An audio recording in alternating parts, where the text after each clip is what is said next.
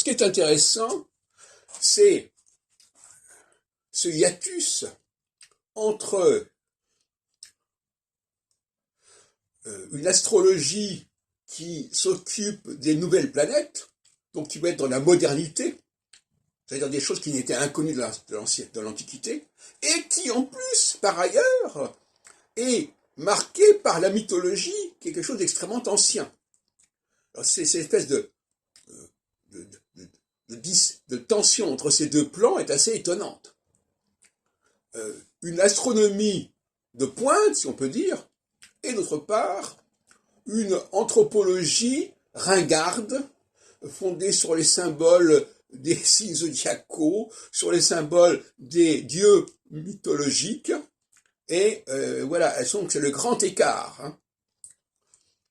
C'est le grand paradoxe, et on s'aperçoit que l'astrologie dépend sur le plan de la connaissance sociologique, historique du monde, de représentations complètement ringardes et dont ils vont se contenter.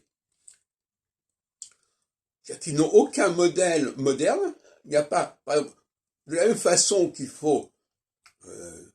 faudrait tenir compte des nouvelles planètes, il faudrait aussi tenir compte du progrès de la philosophie, du progrès de l'anthropologie, du marxisme par exemple.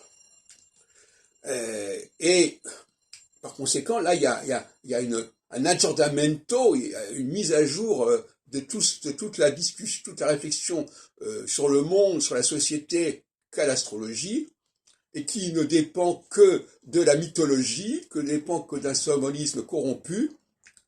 Qu'est-ce que ça veut dire tout ça ?